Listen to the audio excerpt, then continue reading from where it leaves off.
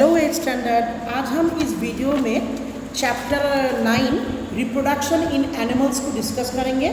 जैसे कि आप जानते हो इस चैप्टर्स के ऊपर एक ऑलरेडी वीडियो मैंने आप लोगों को सेंड कर दिया है।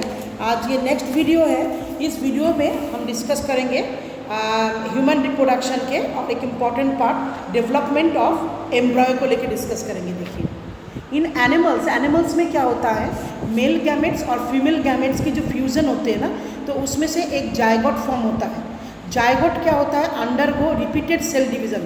तो एक जो जायगोट फॉर्म होता है वो धीरे धीरे जैसे डेवलप होते हैं ना, उसमें भी सेल डिवाइड होते हैं और वो एक समय ऐसा होता है, एक टाइम आने के बाद वो form a ball of cell, एक सेल का बॉल प्रिपेयर करते हैं हैविंग 100 ऑफ सेल। मतलब एक सेल से इनका लाइफ की जर्नी शुरू होती है। वो एक सेल से डिवाइड होकर 2, 2 से 4, 4 से 8, 8 से 16, 16 से 32, इस तरह से डबल करके वो सेल डिवाइड होके कुछ समय बाद वो एक बॉल के शेप में आ जाते हैं एंड उसके अंदर 100 ऑफ सेल होते हैं। लेकिन जो एक्वेटिक एनिमल्स होते हैं ना, जैसे फ्रॉग, फिश, स्टार, इनकी हम लोग जानते हैं जो इनकी जो फ्यूज़न जो होता है ना, इनमें इनका इनका जो फर्टिलाइजेशंस होते हैं वो एक्सटर्नल फर्टिलाइजेशंस यानी कि पेरेंट बॉडी के बाहर होता है। तो इनमें external fertilisations and after fertilisations के बाद क्या होता है, जो zygotes are left unprotected over water, यानी कि मेल बॉडी से निकलने वाला एग्स और फीमेल बॉडी से निकलने वाले एग्स और मेल बॉडी से निकलने वाले जो स्पर्म होते हैं ना, तो दोनों एक दूसरे के साथ बाहर मतलब बॉडी के बाहर फ्यूज़ होते हैं और उनमें क्या होता है, जो जायगोट प्रोड्यूस होता है, जो जायगोट फॉर्म होता है ना, वो उसको बहुत ज़्यादा अनप्रोटेक्टेड तरीके से वो पानी के अंदर रह जाते हैं। You will be surprise to know that aquatic animals जो होते हैं जो प्रोड्यूस करते हैं 100 of eggs and millions of sperm. तो डू यू नो वाई, क्यों?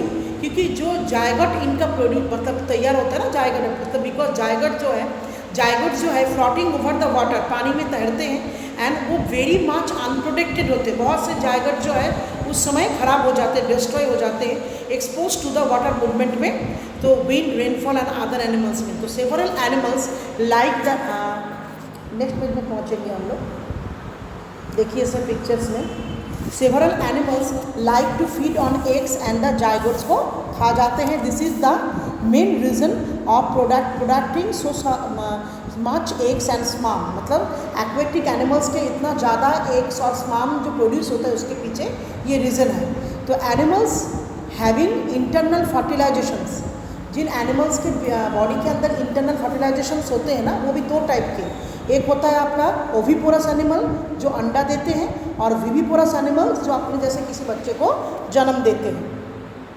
अच्छा, ओविपोरस एनिमल्स में क्या होता है, cell division of zygote take place when it moves down of the oviduct. मतलब इनके बॉडी के अंदर जायगोट की सेल डिवीज़न जो प्रोसेस होते हैं ना, वो कहाँ पे कंप्लीट होता है, तो हमारा ओविडक्ट के अंदर। ड्यूरिंग इट्स मूवमेंट के time many substances deposit over it's outer surface. मतलब इस मूवमेंट के दौरान इसके जायगोट्स के ऊपर बहुत सारे सब्सटेंसेस डिपोजिट होते हैं फ्रॉम प्रोटेक्टिव लेयर के तौर पे। After layering this protective layer become hard shell. ये प्रोटेक्टिंग लेयर जो है धीरे धीरे बहुत हार्ड सेल बन जाता है अंदर एग के लिए। Shell protect the embryo present in inside. और सेल जो होता है ना, वो क्या करते हैं, अंदर वाला जो अनप्रोटेक्टेड एम्ब्रॉयो होते हैं जो काफ़ी डेलिकेट होते हैं उसे प्रोटेक्ट करते हैं। हैव यू एवर सीन ए हेन सिटिंग ऑन ए एग? क्या आप लोगों ने कभी भी किसी मुर्गी को अंडे के ऊपर बैठते हुए देखा है? एक्चुअल वो क्यों बैठता है, वो सफिशिएंट वार्म देते हैं, वार्म गर्माहट उस एग को मैच्योर डेवलप होने के लिए, और उसमें से चिक मतलब उसका बच्चा निकल के आने तक। इन केस एट ऑफ हेन में क्या होता है, एम्ब्रॉयो 3 वीक्स लेते हैं, 3 हफ्ता यानी कि 21 डेज टू डेवलप इनटू ए चिक बनने के लिए। डेवलप चिक comes out hatching the egg. अंडे को गर्म करने के बाद ही उसमें से चिक, जब अंडा एम्ब्रॉयो डेवलप हो जाता है उसमें से चिक बाहर निकल के आते हैं। The young one coming out of the egg has all the body parts but there are immature रहते हैं। अच्छा, इन विविपोरस एनिमल्स में क्या होता है, जायगोट अंडरगोज रिपीटेड सेल होते हैं division to form a ball of cell बन जाते हैं। The ball then begins to form a group of cell बनते हैं and develop into different types of tissue. लेकिन जो मैंने बताया था ह्यूमन बींग्स जैसे होते हैं, बहुत सारे एनिमल्स जो आप अपने बॉडी से जो बच्चे को जन्म देते हैं उनमें क्या होता है, जो बॉल ऑफ सेल तैयार होता है ना, वो धीरे धीरे और डेवलप होते बाद उनके बॉडी के अंदर, उसके अंदर डिफरेंट टाइप्स ऑफ क्या तैयार होता है, टिश्यू, और डिफरेंट टाइप्स ऑफ टिश्यू जो है ऑर्गन बनते हैं। दिस डेवलपमेंट स्ट्रक्चर को हम लोग क्या कहते हैं, embryo. The embryo get attach होता है एक दूसरे के साथ ऑफ द यूट्रस के वॉल में। The attach of widely supplied with blood vessels के साथ जुड़े हुए होते हैं and connection actual between the mother और एम्ब्रायो के बीच में जो कनेक्शन होते हैं उसे कहा जाता है प्लेसेंटिया। आफ्टर बर्थ के बाद उस प्लेसेंटा को बॉडी से अलग कर दिया जाता है।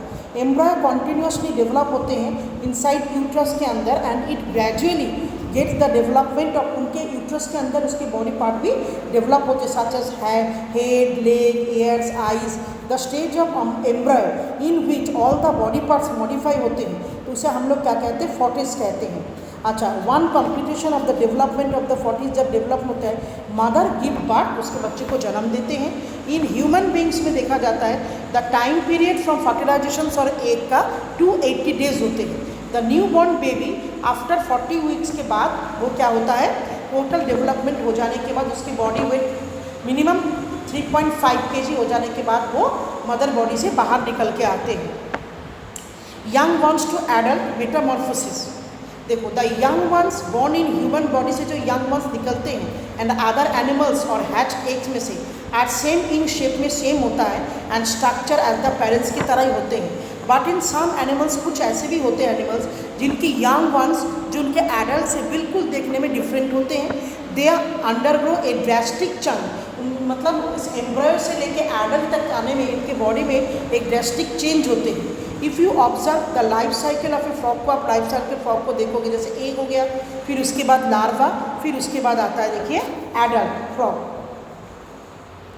नेक्स्ट उसमें देखिए कि देखो द टैडपोल, जो मेंढक बड़ा होकर जो फ्रॉग बनता है ना, उसकी जो पहला स्टेज होता है ना टैडपोल, वो मतलब एडल्ट फ्रॉग से देखने में बिल्कुल डिफरेंट होता है क्योंकि टैडपोल के टेल्स भी होते हैं लंबा सा। Seeing a tadpole we can not believe that it will change into an adult frog. Metamorphosis देखो आप लोग, बटरफ्लाई का जो लाइफ साइकिल है उसमें पहले एग, फिर लार्वा और कैटरपिलर, प्यूपा एंड एडल्ट। तो द कैटरपिलर और pupa of silkworm and butterfly बनते हैं जो लुक वेरी मच डिफरेंट। अगर आप कैटरपिलर के लार्वा और कैटरपिलर को देखोगे और प्यूपा को, तो आप लगेगा नहीं जो ये मैच्योर होके इतना खूबसूरत बटरफ्लाई बन सकता है। तो see the life cycle of mosquitoes को भी देखते हैं, उनकी भी जो प्यूपा है वो अंडरग्रो, मतलब एक ड्रास्टिक चेंज होने के बाद वो डेवलप होता है एक मॉस्किटो में। तो the transformation of the larva, जो इस तरीके से जो लार्वा जब वो चेंज होता है एडल्ट में थ्रू एक ड्रास्टिक चेंज के माध्यम से, तब उसे कहा जाता है मेटामॉर्फोसिस। और नीचे जो इसके नीचे जो कंटेंट है वो अभी इम्पॉर्टेंट नहीं है, वो आगे प्रीवियस क्लासेस में डिस्कस होंगे। ठीक है, तो बच्चे यहाँ पर ही जो है हमारा ये वाला चैप्टर कंप्लीट हो रहा है। मैं आशा करूँगी आपको समझने में कोई दिक्कत नहीं आया है। Thank you students.